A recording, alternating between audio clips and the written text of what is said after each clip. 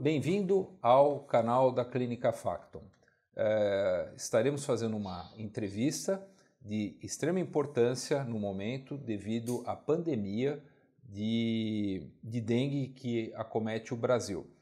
Convidamos para isso um super especialista, o Dr. Roberto Muniz Júnior. Ele já nos deu uma entrevista anteriormente sobre infecções de sítio operatório. Ele é um mini gênio, como a gente brinca, né? E hoje ele saiu aqui de São Paulo e ele é o responsável ele é o diretor técnico da Santa Casa de São Carlos desde 2021. Ele fez a residência no Instituto de Infectologia do Emílio Ribas, foi assistente na UTI também no mesmo instituto e trabalhou como infectologista tanto no São Luís, Itaim, de 2012 a 2022, como também no Albert Einstein, e foi professor de pós-graduação de medicina intensiva no Einstein de 2017 a 2023.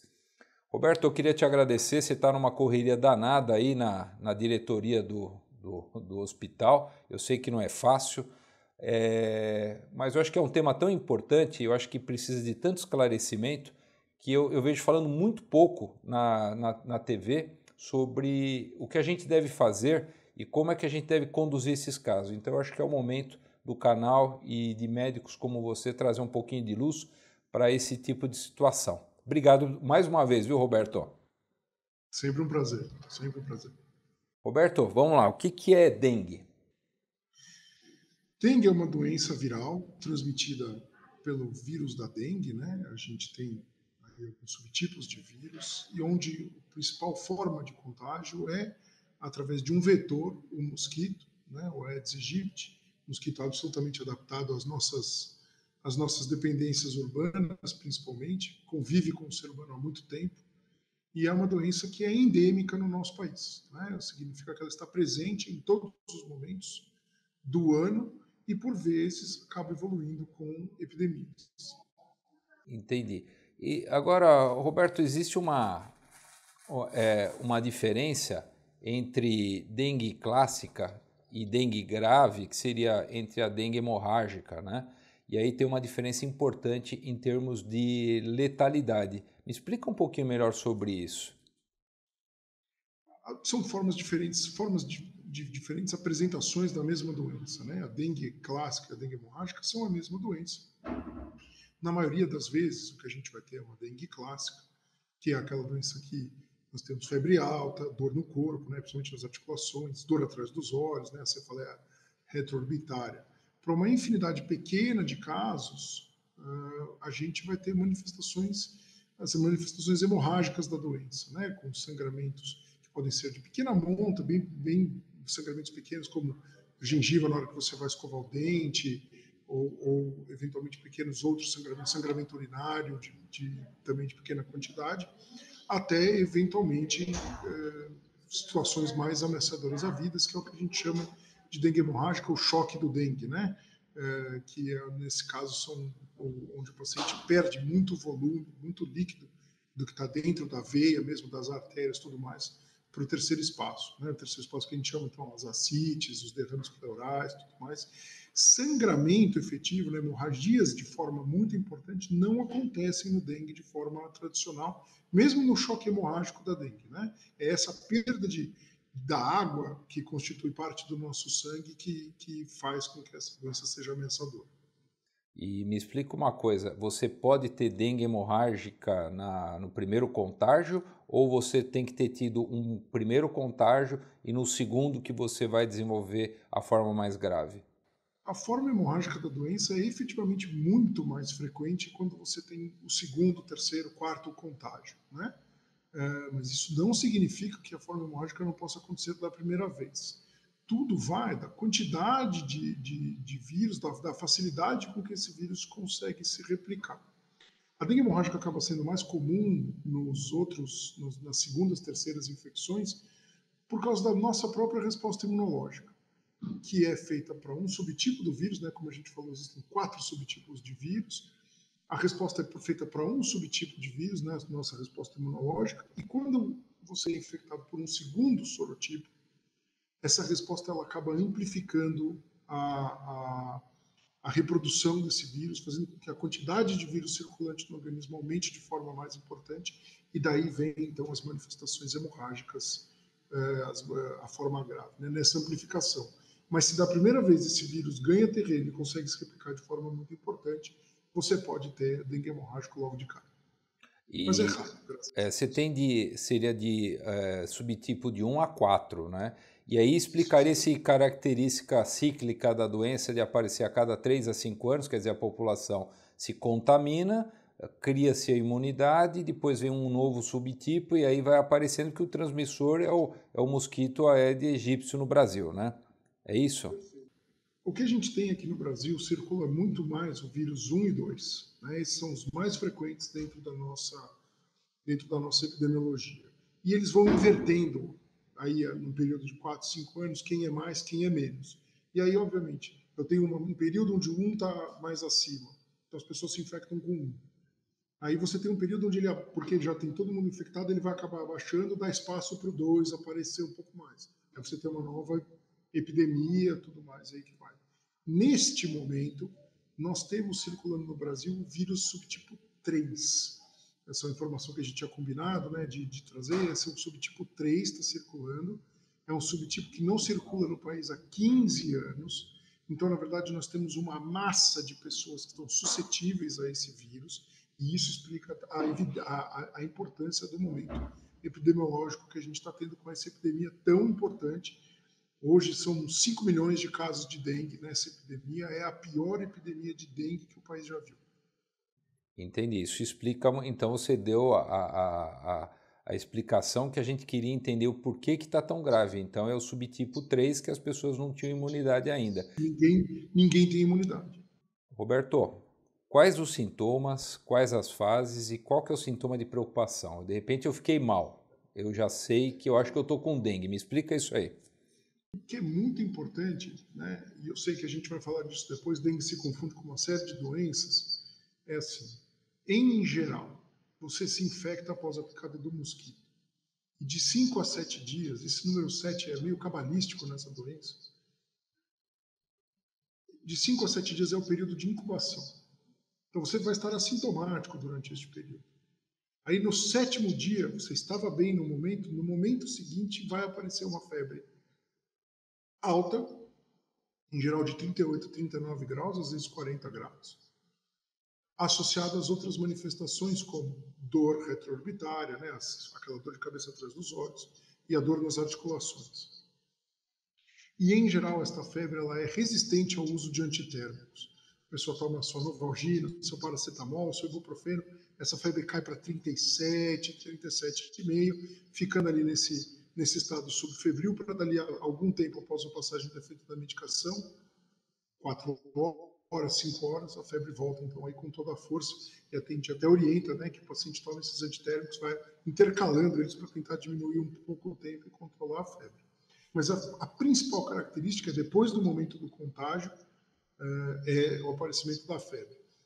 Antes do período epidêmico, né, era mais até frequente falar assim, o paciente apareceu com uma dengue. Você perguntava se ele tinha ido ao litoral, se ele tinha ido em alguma região onde tem efetivamente mais casos costumeiramente. Agora não, né, a doença está espalhada por todas as regiões. Mas em geral é isso. Você tem um contágio a partir do momento da picada do mosquito e 7 dias após começa esse quadro febril, que vai durar em média de 5 a 7 dias.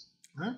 E aí, a gente até fala que desculpa, Não, a gente não. até fala que depois de 7 dias o paciente manter febre, deve ser outra coisa, porque dengue em geral com 5 a 7 dias essa febre ela desaparece. E este é o momento para aqueles pacientes que vão evoluir com forma hemorrágica de maior atenção, porque é na defervescência que as complicações começam a aparecer, que as plaquetas caem de forma bem importante, tudo mais, durando mais um período de 7 dias. Então é uma doença que tem aí, né, se você contar do início do contágio, uma duração de 21 dias, classicamente. E para 99% das pessoas, ela segue o livro, né? Ela vai durar esse tempo, tanto que a partir do 14º dia de febre, o paciente, em geral, já recuperou suas plaquetas, já saiu até do quadro hemorrágico, porque é muito raro continuar a doença a partir disso. E aí, Roberto, nesse momento é importante fazer algum exame de sangue 7 dias depois ou só a clínica é o suficiente? Não, eu acredito que para pacientes infectados, aqueles que, então, a partir do momento que você, e hoje em dia qualquer doença febril vai ser diagnóstico de suspeita, pelo menos, de dengue, você ter um acompanhamento hematimétrico e da plaqueta a cada 48, 72 horas, pelo menos, e se a gente começar a observar as complicações, eventualmente, reduzir esse intervalo para 48, 20, a cada 24 horas. E dos exames também tem algumas alterações hepáticas, mais alguma coisa? Esse é um vírus, né? Como a gente estava falando, o vírus da dengue é um flavivírus, ele é parente próximo do vírus da febre amarela, tudo mais. Então todos eles, e da hepatite C, né? A hepatite C também é uma doença dentro deste grande grupo de vírus. Então, como característica dessa família de vírus, eles sempre vão atacar de alguma forma o fígado. Então, a presença de enzimas hepáticas alteradas é um forte indicativo no momento de suspeita de que é de dengue que a gente está falando. Né? Entendi. Mas é raríssimo, verdade, o paciente cursar com hepatite. Entendi. Hepatite, que eu digo, é uma coisa mais exuberante, É efetivamente, só um, acometimento hepático mais importante. é feito, há um toque só nas enzimas hepáticas, mas nada mais grave. Aí, Roberto, aí você entra num escopo também, chegou no pronto-socorro, a gente tem visto que muitas vezes tem pedido, o pessoal pede influenza, H1N1, tem pedido um monte de sorotipos, né? E quais são os diagnósticos diferenciais? Excelente. Do ponto de vista da doença febril inicial, é, é impossível, minimamente, dizer assim, não, isso é dengue, isso não é outra doença febril. Então, dos principais diagnósticos que a gente tem como fazer, como seguir isso no pronto-socorro, na maioria das instituições, pelo menos, eu diria para você que influenza é um diagnóstico diferencial bem importante. Óbvio que tem um quadro mais respiratório presente na influenza que não tem no dengue, mas que não é obrigatório, né? Não é também absolutamente exclusivo você não ter manifestações respiratórias do dengue, eventualmente uma tosse, alguma coisa assim pode acontecer. Então, influenza no começo é uma doença que confunde bastante, então acho que vale a pena o diagnóstico diferencial. No momento em que a gente vive, não dá para descartar completamente o Covid, né? Então eu O acho que velho e vale a bom pena. Covid. Exato. E eu acho que em instâncias onde você tem acesso a um diagnóstico molecular, né, um painel viral, esse tipo de coisa, eu acho que isso acaba orientando muito mais essa questão do diagnóstico. Quando a gente não tem esse recurso, e esse recurso não está disponível em todos os lugares mesmo, né, o painel viral que vai testar a dengue e uma série de outros vírus respiratórios aí, na maioria que circulam, a gente tem que se atentar efetivamente para pedir o teste certo no momento certo, né, para dengue propriamente dito. Onde até o terceiro dia é o NS1, que é uma proteína viral que a gente pesquisa na corrente sanguínea. Do quarto ao sexto dia, a gente acaba pedindo o teste rápido para dengue, né? Esse já é um teste sorológico, vai verificar a presença de anticorpos. E a partir do sexto, do sétimo dia, a gente vai fazer a sorologia normal. Não é difundido, e essa sorologia demora 3, 4 dias para ficar pronto, né? No laboratório, eventualmente, com a quantidade de exames que está sendo expedido, eventualmente o exame está saindo em 24, 48 horas, mas ainda assim, normalmente demora 3, 4 dias. E o teste rápido é um teste que, obviamente, fica pronto em 30 minutos dentro do pronto-socorro. Não é nosso hábito, né, e não está difundido isso, eu acredito que também não haja capacidade diagnóstica para a gente pedir PCR nos primeiros dias, né? A não ser que esteja dentro aí de um painel viral mais complexo, mais amplo, eventualmente. Mas, em termos de diagnóstico, é isso. Mas eu acho que, diante desse cenário, quando você tem teste rápido para influenza e, eventualmente, teste rápido para Covid, saber que não é essas doenças, né, com Já teste ajuda, né? negativo, também já apoia bastante o diagnóstico, mediante a essa questão, né? Um teste negativo para essas doenças associado a uma discreta alteração de transaminases, né? Eu acho, eventualmente, a presença de um rash cutâneo, que a gente não comentou, né? Um vermelho de pele e tudo mais, jogam a gente nesse diagnóstico. E a gente não pode também deixar de lembrar que já foi alvo de outras discussões no país também, do Zika e do chikungunya. Né? Eles continuam aí, eles continuam fazendo diagnóstico diferencial. A gente não pode esquecer dessas doenças que não têm teste rápido, né? Mas que o tratamento é de suporte igualmente, então não muda muito a conduta dentro do que aquilo que vai ser feito no pronto-socorro. Roberto, aí esse doente chegou, quando é que eu devo hospitalizar? Chegou no teu hospital aí no interior, o que você orienta como superintendente? Eu acho que a questão aí, antes da gente até falar da hospitalização, é falar dos cuidados a partir do diagnóstico, né? Isso, Então, ótimo. fiz um diagnóstico de dengue, eu tenho um diagnóstico de suspeita de dengue, a gente tem que lembrar hidratação. E Boa. essa hidratação deve ser feita com 60 a 80 ml por quilo de peso por dia. É muita água, né? Quando a gente pensa numa pessoa aí de 80, 90 quilos, nós estamos falando de 4 ou 5 litros de água por dia. É dificílimo de tomar, né? A gente já é um povo que não toma água por definição. Então, a gente sabe que tem essa questão. Então, isso é muito importante. Porque o acompanhamento hematimétrico vai mostrar aquela hemoconcentração e tudo mais, que também, eventualmente, você fala assim, ó, o paciente está com náusea, está com vômito, não consegue tomar água, tem que hospitalizar. Né? Se Boa. o cara está desidratando, tem que hospitalizar. Outra situação é o paciente tem alguma comorbidade que previna ele de fazer uma alta ingesta hídrica, como, por exemplo, insuficiência cardíaca. Fatalmente, esse paciente vai acabar tendo que ser monitorado mais de perto e, eventualmente, ficando dentro do hospital. E quando você vê uma hemoconcentração com hematócrito acima de 45, 50 e plaquetas abaixo de 50 mil, essa é a hora de hospitalizar o paciente mesmo, aí com critério objetivo, né, laboratorial e tudo mais. Plaqueta abaixo de 50 mil tem que internar. Né? E a gente sabe que está difícil arranjar vaga. Né? Eu tenho Eu vários sei. pacientes me ligando, tanto aí em São Paulo quanto aqui em São Carlos. A gente não tem lugar para internar doente. Né?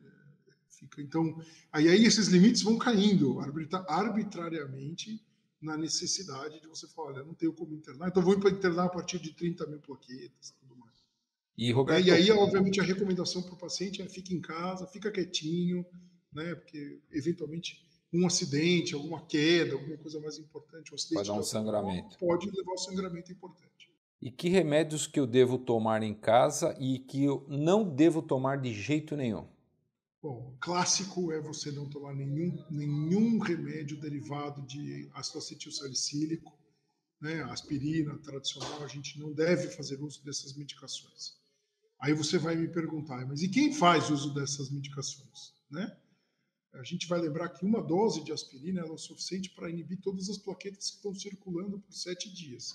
E a partir daquele momento, o corpo vai renovando as plaquetas, chegando então à sua capacidade máxima de antiagregação quando você tiver aí, depois de 7 dias do uso do remédio. Mas quem toma plaqueta, quem toma antiagregante todo dia, fica difícil suspender, né? Paciente com estente farmacológico, que às vezes toma 2 medicações para antiagregar. A questão é, a gente mantém essas medicações, ou diante de um cenário onde o paciente está infartando no pronto-socorro e está com dengue, porque essa situação também acontece, né? A gente olha para a plaqueta. Plaqueta acima de 50 mil, a gente faz medicação. Plaqueta abaixo de 50 mil, Mantenha o para anticoagulante. mantém. O antiagregante, né? É, Anticoagulante a gente vai deixar para classificar as heparinas, os isso. novos anticoagulantes, como os Rivarox, os Abanas da vida, né? Deixa, deixa até a Coragem. plaqueta cair abaixo de 50 mil, deixa. Coragem, hein? Com Coitado, aquela orientação, coitado do uma coisa intensivista. que a gente precisa, né, ter essa noção é que o paciente de dengue ele não tem grandes hemorragias, mesmo com plaquetas muito baixas. Né? Eu tive um caso, que foi o primeiro da vida, vou até publicar esse caso, de um paciente que fez trombocitopenia imune pós-dengue, e a plaqueta dele ficou persistentemente abaixo de 2.000, né? E aí você fala, então transfunde plaqueta? A gente não transfunde plaqueta na dengue, a não ser que as plaquetas estejam abaixo de 2.000, ou que o paciente tenha uma hemorragia por causa disso, né? Então, e o que é raríssimo nesses casos, ou que ele tenha sangramento intracraniano. E nesse paciente, ele sangrou dentro da cabeça, pequenos sangramentos, a gente transfundiu a plaqueta não subiu, estava de 2.000, foi para 5.000, então, níveis baixíssimos de plaqueta, e ele só foi responder ao corticoide. né? Entendi. Então, os limites aí, né, da questão. Não tem uma resposta muito clara do que fazer. PTI por dengue, qualquer doença viral pode fazer, né? Mas foi a primeira vez que eu vi, depois de muitos casos de dengue, te confesso.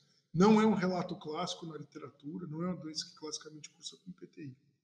E como você falou, diagnóstico diferencial, eu tive recentemente um paciente que teve uma exposição importante a água suja, eventualmente urina de rato, entrou com um quadro característico de Leptospirose. leptospirose, potássio baixo, creatinina de 12, ureia de 200, um TJGP um pouco mais alterado, 2.000, 3.000, 4.000. Tratamos ele como leptospirose. Eu estou aguardando a segunda sorologia só para ter certeza, mas vai vir negativa para lepto, e o que ele teve foi dengue. E um quadro absolutamente ictérico, com 20 de bilirrubina, algo que eu nunca vi na minha vida. Né? Um quadro, você pode até conviver as duas doenças, né? Tem relatos das duas doenças juntas, mas uma dengue se apresentando como leptospirose foi a primeira vez que eu vi na minha vida. E não tem relato na literatura. Bom, então você já falou quando é que se interna o paciente, quais remédios que se toma em casa. Roberto, qual que é o tempo que essa pessoa deve voltar ao trabalho e às atividades físicas, sendo uma dengue clássica? Uma dengue clássica, né? Essa é uma pergunta interessantíssima, né? Porque dengue é uma doença do sudoeste asiático, que obviamente foi importada para o mundo inteiro, junto com o mosquito, junto com tudo, já na época das grandes navegações, né? E dengue, na verdade, a palavra dengue, ela vem do nome da doença no sudeste asiático, que é um nome que chama Kidenga-pepo, que significa doença quebra-ossos, né? Então, assim, essa parte, esse mal-estar, essa adinamia, esse cansaço, essa dor articular, ela pode perdurar muito além do tempo de doença aguda, que são esses 14 dias que a gente descreveu. Então, eu diria para você que a partir do momento em que a dengue melhora e o paciente se sente bem melhor, né? Uma coisa clássica até de paciente que está internado. Quando eu comecei a atender, eu falava assim, vou ver a plaqueta do doente, depois vou conversar com o doente para ver como é que ele estava. Depois eu comecei a notar que toda vez que a plaqueta subiu, o paciente dizia que estava melhor. Então eu passei a passar no quarto primeiro. Se o paciente falava para mim, eu estou melhor, eu já sabia que a plaqueta tinha subido e dava alta para ele. Mas esse é o momento que você volta ele para a vida normal. Agora, se ele vai conseguir performar normalmente, é uma outra conversa. E às vezes a gente fica com essa artropatia, essa artralgia, né, essa dor articular e esse cansaço de forma muito importante, que perdura uns 3 meses. Então eu digo para o paciente, fala, volta para a sua vida normal, faz o que você conseguir. Porque talvez você vá para a academia, você vá voltar à atividade física e você vai sentir muita dificuldade. E você vai sentir que essa é uma melhora progressiva que vai acontecer nos próximos 90 dias. Então, o ideal seria depois de, pelo que você falou, em média, 3 semanas, eu acho que seria um tempo bom para começar uma atividade física, e no trabalho, Sim. talvez 10 dias seria o suficiente pós-contágio. Boa. A gente sempre fala, você pode voltar, mas aí você pergunta, você se sente apto, Cafagar, não consigo sair da cama. Então, não tem jeito. Né? Boa. E isso varia muito de pessoa para pessoa. Agora, Roberto, dicas de prevenção, repelentes, vacinas. Você já falou da Qdenga, até o nome é da própria origem da doença. Existem vacinas mais antigas. O que você me fala sobre elas? Hoje nós temos, vamos falar da vacina primeiro. Hoje nós temos 2 vacinas, tá bom, que estão disponíveis aí na rede. É a Qdenga e a Dengvaxia, né? São 2 vacinas, tudo. As 2 vacinas são excelentes, tá bom? Eu não conseguiria falar para você que vale a pena fazer uma, não vale fazer outra. Elas têm diferenças. A Dengvaxia, que foi a primeira vacina liberada para uso, ela necessariamente só pode ser aplicada em pacientes que já tiveram dengue. E ela está liberada a partir dos 6 anos de idade até 45 anos de idade. E você necessariamente tem que fazer um exame que você já teve dengue. Senão não pode ser aplicada. A outra vacina, que é a mais recente, que é a Qdenga, ela é uma vacina que pode ser aplicada a partir dos 4 anos de idade, ela vai até os 60 anos e pode ser aplicada para todas as pessoas. Nenhuma dessas vacinas pode ser aplicadas em pacientes que têm alergia grave, anafilaxia a qualquer componente da vacina, amamentação, imunodeficiência qualquer que seja, o paciente toma corticóide, toma imunobiológico, esse tipo de coisa, pessoas que convivem com HIV, sintomáticas ou assintomáticas, tudo mais, que tem CD4 mais baixo, essa não pode ser aplicada. É uma vacina, as duas são vacinas de vírus vivos, né? Então as classificações, as clássicas contraindicações a essas vacinas, elas devem ser respeitadas. E por isso que a gente não faz também para pacientes acima de 60 anos, porque a gente sabe que essas pessoas têm uma grande chance de evoluir com manifestações da doença aos moldes da vacina da febre amarela, né? Eu tive até um trágico colega nosso, oftalmologista, mais velho, que quis tomar vacina de febre amarela naquela epidemia que a gente teve de febre amarela, alegou que ia para o clube de campo, sei lá, qualquer coisa, tomou vacina e morreu da vacina. Então isso é muito sério. Não arriscar acima dos 60 anos para Quidenga não vale a pena, e acima dos 45 anos para Dengvax é realmente contraindicação aí que deve ser respeitada. Eu apliquei a vacina, eu tomei a vacina, a Quidenga, quando estava disponível aí nas clínicas, né, porque o governo recolheu tudo para aplicar nos postos, tá certo, tem que vacinar a população mesmo. E eu tomei a vacina, eu não tive muita manifestação. O meu filho pequeno teve uma manifestação dengue-like, com febre alta, rash cutâneo, tudo mais. Então, assim, é esperado que haja pequenos sintomas aí da doença, e elas têm uma prevenção muito boa, em média, aí de, de, de 60% para doença sintomática, mas de 90% para dengue hemorrágica e internação, que é o que interessa, né? Você proteger os pacientes das formas graves. A vacina brasileira é todas essas vacinas, a Denvax são 3 doses, a Qdenga são 2 doses, e a vacina brasileira que a gente está esperando aí a Anvisa aprovar, que é a vacina desenvolvida pelo Instituto Butantan, é uma única dose, também pode ser aplicada para todas as pessoas que já tiveram ou não tiveram dengue. Estamos esperando a aprovação dessa, e o Butantan já falou que de cara, a partir do momento da aprovação, que deve sair brevemente, tudo mais, tem 10 milhões de doses aí para aplicar já logo de cara. Boa notícia. E essa é a prevenção, essa é a imunoprevenção, talvez seja a melhor de todas, né? É uma doença que, se tornar imunoprevenível de forma efetiva, você acaba com o problema, certo? Então isso é muito importante. Até lá, repelente, super importante, né? Principalmente para os grupos de risco, então, crianças abaixo de 4 anos e as pessoas acima dos 60 que não podem tomar vacina, principalmente, né? Mas acho que como a vacina não está disponível amplamente, todo mundo deve usar repelente. Aqueles repelentes com icaridina, tipo OFF e tudo mais, continuam sendo os mais efetivos pro Aedes, né? Falar que esse é um mosquito que tem um hábito diurno, voa abaixo, aquela coisa toda, bobagem, né? Eu acho que você tem que prevenir, prevenção é prevenção mesmo, então vai sair de casa, repelente, sobre a roupa, sobre a pele, sobre a roupa. Você pode se vestir e aplicar o repelente, não precisa aplicar no corpo todo e depois colocar a roupa e aplicar sobre a roupa. Se vestiu, aplica sobre a roupa, aplica sobre a pele, que está exposta, e segue o jogo. E os cuidados básicos que a gente já discutiu, os que a gente discute sempre é cuidado com a água parada, cuidado com essas coisas que acumulam, que podem virar criadouros, né? E aí as medidas de saúde pública providas pelas prefeituras, né? Os fumacês, essa coisa para controle do vetor. O controle do vetor, com exceção da vacina, é a única forma da gente controlar a doença. Aí outra coisa, Roberto, também, só para a gente finalizar, está aparecendo agora novos casos também na Europa e na Ásia, né? Até por a mesma história do mosquito quando veio para cá e trouxe a dengue, a gente também tem casos, né, chegando lá por mudanças climáticas. Agora tem novas técnicas, né, o uso de bactérias, né, que infectam o mosquito e ele não consegue se reproduzir, tem mosquito geneticamente modificado, mas são coisas mais avançadas, né? Assim, as duas técnicas se mostram bastante efetivas. A Wolbachia realmente impede a proliferação do vírus dentro do mosquito, e isso é uma forma de controle. Você liberar no ambiente uma pancada de mosquitos, na verdade, esses geneticamente modificados são machos inférteis, né?